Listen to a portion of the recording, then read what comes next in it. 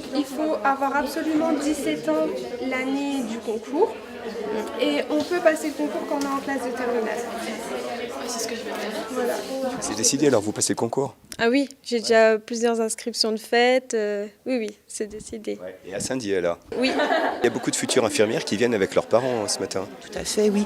Et les parents, d'ailleurs, sont très à l'affût d'avoir des informations pour savoir un petit peu quelles sont les orientations que leurs enfants vont prendre en s'inscrivant dans ce type de formation. Et là, vous avez été bien accueillis là ce matin? Bah oui, super. Hein. Très bon accueil. Les élèves, elles ont l'air super gentilles, agréables. Alors oui, la plupart des candidats sont inscrits en classe de terminale ou sont bacheliers. Donc moi, après, j'attends la date de clôture des inscriptions qui est le 23 février. Je recontrôle tous les dossiers et ensuite j'envoie la convocation au concours. Même Fanny, qu'est-ce que vous aimeriez faire plus tard?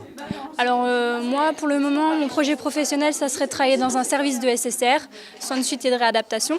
Et puis, pourquoi pas, donc parallèlement à ça, passer un DU, notamment diplôme universitaire dans plaie et cicatrisation, parce qu'en SSR, on pratique beaucoup les pansements. Et puis, par la suite, me spécialiser dans le soin palliatif. Vous-même, vous aimeriez exercer là, au sein des sapeurs-pompiers? Ah, ça m'intéresserait, oui. Et puis, je ne l'ai pas dit, mais on peut aussi faire ça de façon volontaire. Donc pourquoi pas, pour occuper son temps libre, c'est une bonne chose. Ouais, n'hésitez pas à postuler dans d'autres IFSI, vous avez passé le concours, vous dites voilà, je suis en liste complémentaire. Et deux structures se sont rapprochées en 2014 pour constituer le pôle de formation paramédicale des Audaciens.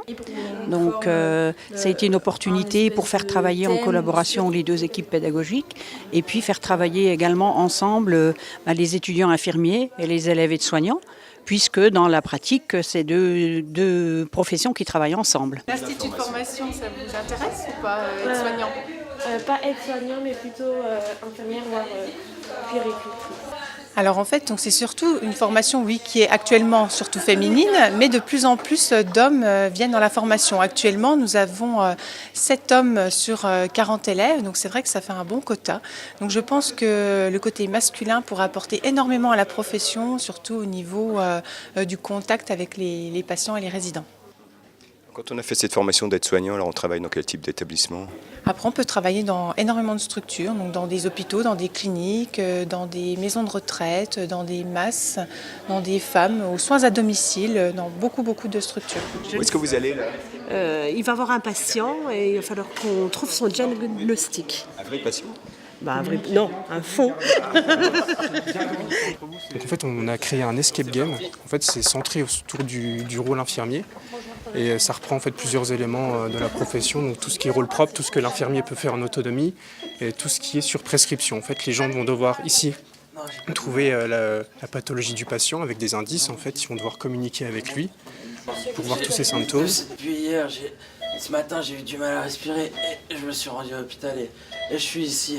On est centré sur la formation initiale sur 3 ans, mais l'idée c'est de développer la formation continue et de se dire que quand on sort de l'IFSI, on a un niveau de compétence d'infirmier débutant, mais qu'on continue et il va falloir continuer à développer ses compétences au cours de l'exercice professionnel. Allez, à vous de jouer.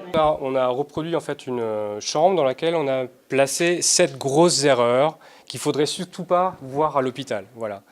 Et c'est pour en fait positionner les futurs élèves ou les personnes qui souhaiteraient être infirmiers, ou aides-soignants d'ailleurs aussi, dans une position de réflexion, de réfléchir et voir s'ils arriveraient déjà à trouver déjà des erreurs qui sont assez grosses et qu'on ne devrait jamais voir à l'hôpital. La perf, c'est de la bétadine. Ouais. Donc déjà faux. Moi, si on veut laver l'intérieur de notre patient, ça va être compliqué. Ah oui. Votre début de situation, je ne sais pas si vous vous souvenez, c'était Madame Marguerite. Ouais. La perf, c'est Madame Marguerite. Mais le bracelet du patient, c'est Monsieur Claude. Ah Nous, oui, on appelle là, ça. vous êtes vachement... Mais c'est une notion importante en tant qu'infirmier, c'est l'identité-vigilance. C'est pour ça que quand vous êtes hospitalisé, on vous demande toujours de décliner votre prénom, votre date de naissance.